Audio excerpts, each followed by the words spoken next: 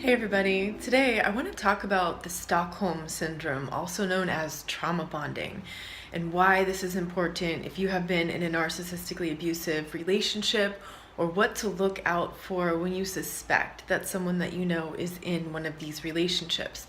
The Stockholm Syndrome came from a bank robbery in Stockholm, Sweden, where they found that the people who were captured ended up developing empathy and a sense of almost like wanting to defend their abuser, falling in love with their abuser, with their captor in this situation. And you can see how this applies to narcissistic abuse, to so many different situations, but in particular, narcissistic abuse. Why?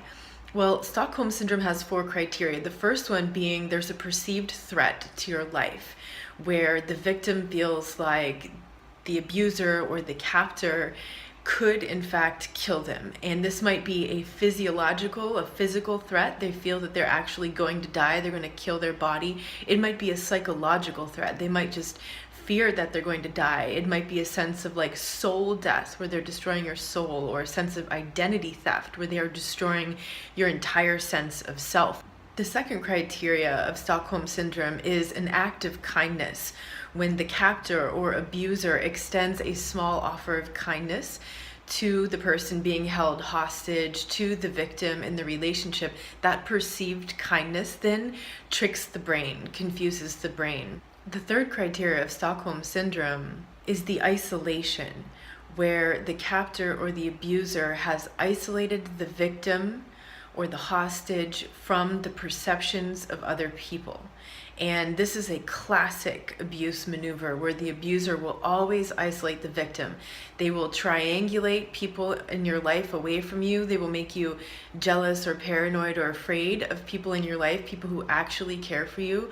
They will physically isolate you. They might move you to a new place in some way, like get rid of your cell phone, somehow isolate you from connecting with the outside world. Or it might just be this very covert kind of manipulation where, say you spend most of your time with this abusive person, and like the rare times, like the one time or the rare times when you make plans to go see a friend, a sister, a brother, a cousin, someone who actually cares about you, you want to go do something with other people, they will purposely sabotage that. Like before you're going out, they will make you so upset that you either lose it and you feel so horrible that you can't even leave the house and you can't go out, and then they get you because they keep you stuck at home.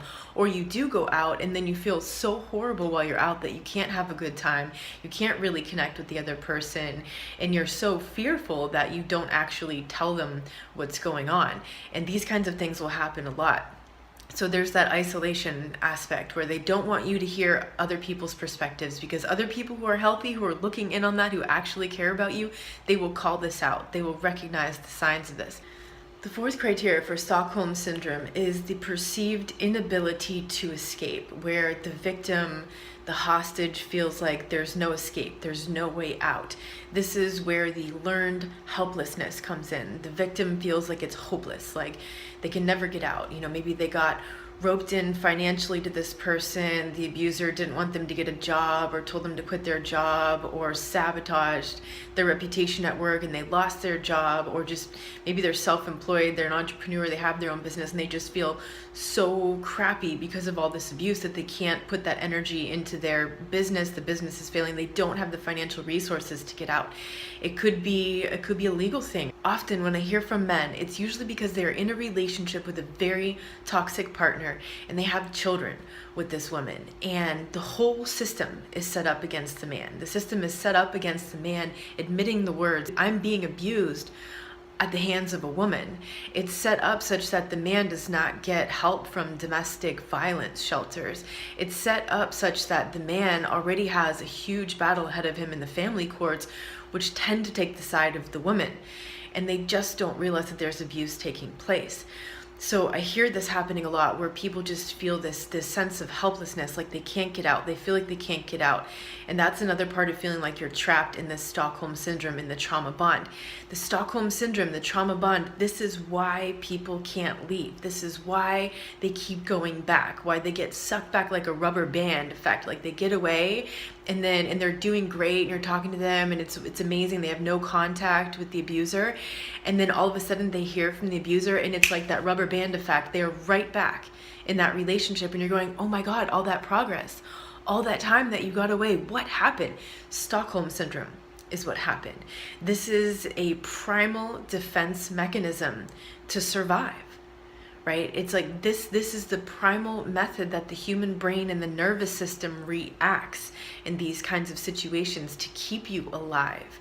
And the hook here, like the real hook here, is that kindness, the perceived kindness. So, that goes along with that intermittent reinforcement where at first the abuser idealizes and love bombs and gives you all this positive stuff. And then they start in with the devaluation, with the meanness, the cruelty, putting you down, all of that kind of behavior.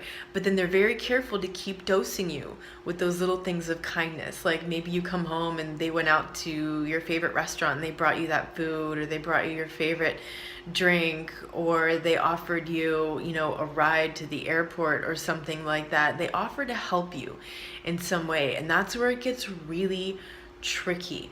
Do not accept help from people that are abusive, because that help always comes with an ulterior motive. Abusive people know that if they extend a small perceived kindness, which they don't care about, they don't mind doing that. They don't mind being all fake and pretending like this is something that they want to give to you. Like they just put that ego totally aside. Like there's no pride there. They're happy to help you. Why? Because they know it's going to hook you. They know if they do something kind, if they give you one of these gestures and you need their help especially, they know that they got you. So be really cautious with that. I think the worst part about the Stockholm syndrome is that what it really reinforces is that no one believes you, and especially if you're involved with one of these covert types of narcissists where, they're not overt, they're not out there, they're not out in the open about their narcissism, they're not bragging about their narcissism.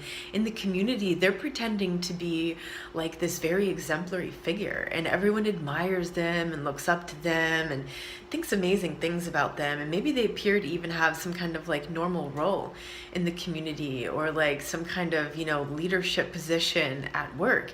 And then maybe you're the person at work that they target, and nobody wants to believe you because everybody else only sees the great parts about this person. Or you're in this relationship, maybe it's an intimate relationship with this person, but like everybody else in society thinks they're amazing and they don't want to believe you. And it just reinforces this whole thing of feeling so alone. And you feel so alone, you feel so isolated, because when you do share that with people, when you try to tell people what's actually going on, nobody wants to believe you. And this just becomes very, very damaging to the psyche of the victim, because if you go out there and you tell people and people are like, you're just overreacting, I'm sure you're just imagining that, you're blowing it out of proportion, you just can't let it go, and they say these things, and then if you start internalizing that and start to believe that, that is very damaging to the healing process, because the healing process has two things at the very foundation. One is safety. You have to feel safe, not just in your physical environment, but also in your emotional environment. And that means, are you able to be truthful with yourself? Are you able to be around people that you trust, that love you, that have your back? Do you have your back? Do you feel safe with yourself? The second one is truth. Truth is what set you free. Truth is what helps you realize what happened and make sense of what happened, understand what happened.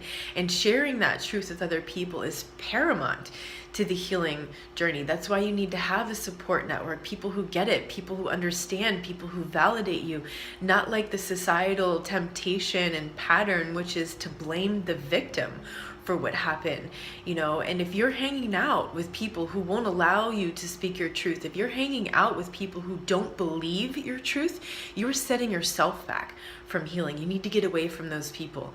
You need to be around positive people, uplifting people, unconditionally loving people who support you in your truth and help you heal and get better. The only other possibility is to fall back into the denial. And that's very dangerous, because the denial isn't healing. The denial is repression. it's resistance, and it's only going to get worse the longer you stay in denial. And that's the temptation really here, is the cognitive dissonance, because it's like, on one hand, this person is incredibly abusive and does these horrible things, and when you look at the bigger patterns, you just see like this person is an abusive person. And then on the other hand, what you see is that there's like these intermittent acts of kindness. Like this person does these things that seems like they care about you. It appears that they care about you, and it confuses your mind when you're trying to hold on to both of these things. Well, it's this and it's this. They're abusive and they're kind, but it's all a big picture. And that's the thing, because that cognitive dissonance will keep you stuck. That cognitive dissonance will encourage you to go back into the denial. The cognitive dissonance is what like short circuits the brain. Like it fries the brain, where you're going back and forth, and you're like, zzz, and then you're right back in the denial. You've slid right back into the denial. You've gone through the abuse amnesia, where you've forgotten the abusive parts, and now you're just, rationalizing how this is a good person, and they're really trying to get better, and they're really sorry, and they're really making efforts. And that's a very, very dangerous place to be. So I just wanted to put this out there to let you know what to look out for with the Stockholm Syndrome, with the trauma bonding, how to recognize this within yourself. Like, because there is a point where you can catch those moments of lucidity where you're like, this is just like that video I watched where that woman was saying, if this and that are happening, and then if that and that are happening, it's probably this, and watch out for this. This is me. This is that voice telling you, this is what to watch out with Stockholm Syndrome. This is what trauma bonding is. This is why it's so dangerous. And this is why you want to go back. This is why one text, one email that you receive and look at will just suck you right back. And this is why you don't want to answer those emails. This is why you don't even want to read those communications coming from the abuser. This is why you want to delete and block. And of course, a lot of these people are going to make up fake Facebook profiles or fake Twitter accounts, or get some kind of unlisted or private number, or call you from a payphone. Do those things even exist? I think so. But they'll find any sort of way of calling you from another number if they suspect that you're blocking them and that you don't want to talk to them. So, my advice to all that is screen all your calls. If you've got a cell phone, it just tells you the number. It doesn't tell you who that is. Let that go to voicemail. Let it go to voicemail. If that's important, if that's some, person or situation that needs to get your attention, they're going to leave a voicemail for you, and you can call them back. Do not answer that call. If I were you, I would get a brand new number. I wouldn't keep that same number, because then that person can always find you. They still have your number. They can invent another phone number. They can find another phone number. They can call you. They always know how to reach you. They can find you on WhatsApp. They can find you, who knows, if you linked your phone number to your Facebook account, you shouldn't be doing that. Make sure that you keep that private. You want to cut all of this off so that you can stop all of that communication from coming at you, because it's literally like, if you might be really strong. You might have a really strong mind, a really strong willpower, a really strong sense of self-control, and you feel amazing. When you're in no contact, you have your power, you feel amazing. That one little text, the one little call, the one little Facebook message, and you get right back into that.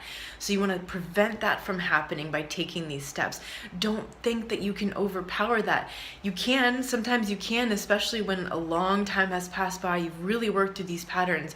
But if you're not there yet, and that's okay. Even today, I know sometimes if I get a message from a certain person, that feeling inside where I'm going to want to go, well, but maybe, no, stop that, right? It's so dangerous. If you allow them that opportunity, if you read that text, if you read that email, you're only putting yourself in a dangerous position. Don't put yourself in that position, because this is a primitive response from the brain and the nervous system. This is how your brain and nervous system is wired. You need to be aware of these patterns so that you recognize them before you get sucked into that. I just wanted to put this really important information out there for you. If you like this, hit like. If you know somebody who's going through this and you want to share this video with them, go ahead and do that. You might save a life. You might really save somebody even a lot of heartache, a lot of misery, getting sucked back into the same old situation with another abusive person. And beware of this in society. Beware of this in the information that you're digesting too, because the more aware of this that you are through your interpersonal interactions, the more you're going to start to notice this in society. society, in media, in the whole way that culture is set up nowadays. And that's where it gets really interesting. Thanks for tuning in today. I'll see you guys soon. Sending you all a big hug.